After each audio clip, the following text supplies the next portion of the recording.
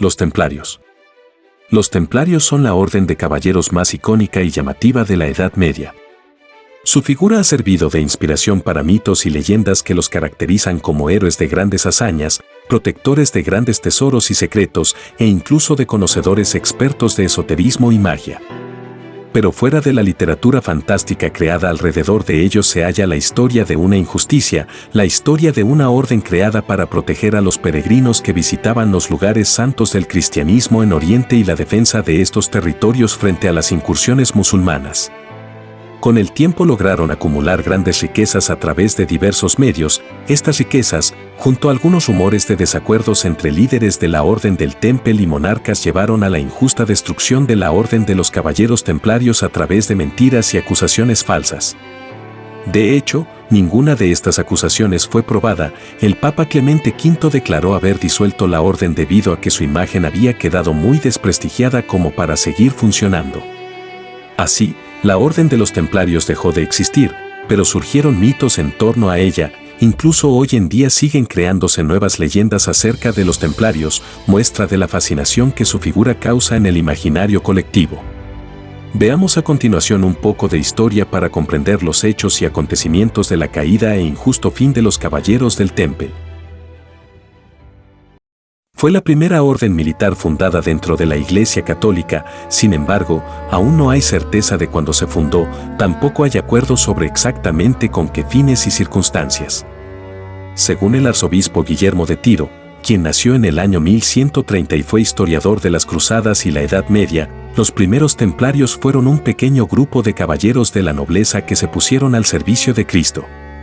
Sus líderes eran Hugo de Pans y Godofredo de Saint-Omer, y su deber era el de proteger las rutas de los peregrinos. Sin embargo, otros autores cuentan versiones distintas. Por ejemplo, el monje Simón de Saint-Bertin cuenta que los templarios fueron cruzados que decidieron quedarse en Tierra Santa para defenderla después de la primera cruzada. Una versión convincente de los orígenes de los templarios es la de Ernoul, escudero del séquito de Balduino de Ibelín, una de las familias más importantes del reino de Jerusalén. Según esta versión, los primeros templarios fueron un grupo de caballeros que decidieron dedicar su vida al Santo Sepulcro después de la primera cruzada. El rey Balduino II aprobó esta idea y junto al patriarca de Jerusalén, los arzobispos y obispos se aprobó a la nueva orden.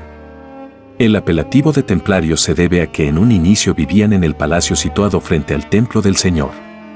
En síntesis, la Orden de los Caballeros Templarios fue creada por iniciativa propia de los caballeros, que eran peregrinos que llegaron al reino de Jerusalén y se dispusieron a defender la región. Posterior a su fundación, la orden continuó desarrollándose y acumulando riquezas a tal punto que a lo largo de su creación hasta su fin en 1312 habían poseído territorios y castillos a lo largo de toda Europa y los Estados Cruzados. Los templarios continuaron en Tierra Santa hasta 1291, año en que perdieron el Acre, su última gran fortaleza en el reino cristiano de Jerusalén. La Orden del Temple estaba liderada por un maestre que gobernaba desde un cuartel general junto a varios grandes oficiales. El maestre del Temple ocupaba el cargo de por vida, aunque en algunos casos dimitieron del puesto. La elección se hacía en una asamblea con los oficiales de la orden y demás miembros del convento. También había maestres provinciales, que eran las divisiones que hacían los templarios para la organización de sus terrenos en Europa. Los templarios no eran sacerdotes, ni eran equiparables a tales, aunque tomaban los 3 votos monásticos de castidad, pobreza y obediencia. En un principio no tenían una vestimenta característica, sino la de un caballero secular corriente, pero pocos años después se les asignó un hábito blanco, que consistía en un manto o capa sencilla y posteriormente se les autorizó a llevar una cruz roja para demostrar que eran caballeros de Cristo. La cruz roja sobre el blanco también representa el martirio. El sello del maestre de la Orden del Temple tenía 2 caras y era usado para validar los documentos de la propia orden. En una cara estaba la cúpula circular de la iglesia del Santo Sepulcro y en la otra se hallaba el símbolo de la orden, que consistía en 2 caballeros montando un mismo caballo. Esto se debe a la pobreza inicial de la orden y a modo de fomentar la humildad de la misma. Los templarios prestaron un servicio militar en la región de Jerusalén, la península ibérica y Europa del Este. Sin embargo, en otras regiones como las Islas Británicas, Francia o Italia tuvieron otro tipo de papel. Los templarios de estas zonas adoptaron roles de mensajeros, guardias y tesoreros. La organización cogió un fuerte carácter financiero en estas tierras, por lo que fueron escogidos como portadores de dinero del Papa. Los príncipes también los nombraron para puestos parecidos. Los monarcas por su parte usaron sus servicios que iban desde los préstamos y custodia de objetos de valor hasta la administración del tesoro del rey, como ocurrió en Francia. Estas operaciones eran un negocio complementario para los templarios, que también recibían grandes donaciones de distintos reyes, príncipes y nobles. Los templarios eran considerados como personas de confianza, es por eso que se les encomendaba este tipo de asuntos financieros. Cabe recalcar que no solían invertir los bienes o el dinero que se les confiaba, sino que lo guardaban y lo mantenían a salvo. También hacen sentido el desarrollo de sus actividades y servicios financieros, puesto que requerían de capital para sus incursiones en Oriente y la protección de la Tierra Santa. Tras la pérdida del Acre en 1291, los templarios se vieron fuertemente golpeados. Habían invertido muchos recursos y hombres en esa región, incluso el gran maestre, Guillermo de Boulloux, murió en la batalla. Los siguientes años fueron usados para levantarse de esa caída y organizarse. Desde el papado, otros monarcas y comentaristas en general empezaron a especular sobre cómo recuperar la Tierra Santa. Pero de repente, en 1307, todos quedaron sorprendidos con la noticia de que el rey Felipe IV había ordenado la detención de los templarios en Francia, donde los caballeros fueron encarcelados. Las acusaciones bajo las que habían privado de libertad a los caballeros templarios se basaban principalmente en mitos sin fundamento acerca de herejía y magia. Acusaciones tales como adorar gatos, negar a Cristo y practicar la magia fueron señaladas en los templarios. Durante esta época las acusaciones de herejía, a pesar de que sí existían grupos que se desviaban de la doctrina cristiana, servían como excusa para meter en problemas a enemigos políticos o personas que podían representar un problema para cierto grupo o individuo. Tenían como fin demostrar la culpabilidad más que llegar a la verdad de los hechos. En este contexto los templarios fueron detenidos sin pruebas y fueron cruelmente torturados hasta confesar, pues se creía que la amenaza de tortura y el hecho de provocar dolor les haría admitir la verdad.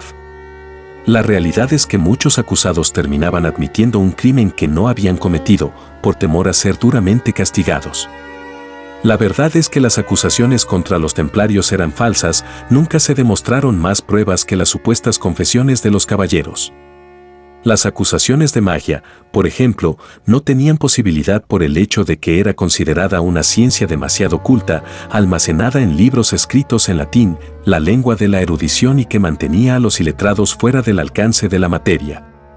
Los templarios, por su parte, no eran precisamente cultos, la mayoría no sabía leer latín, por lo que hacía improbable que ellos practicaran la magia. Fuera de Francia, las acusaciones contra los templarios no tuvieron mucho éxito y solo en algunos lugares subordinados a Francia se aplicó la tortura contra los caballeros del Temple.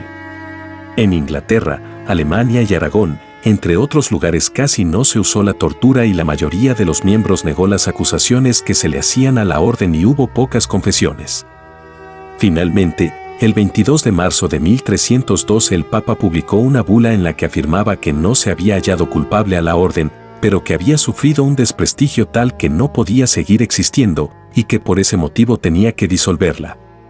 Los hermanos de la orden que habían sido declarados inocentes pasaron a recibir una pensión y podrían retirarse en alguna de las casas antiguas de la orden o en algún monasterio.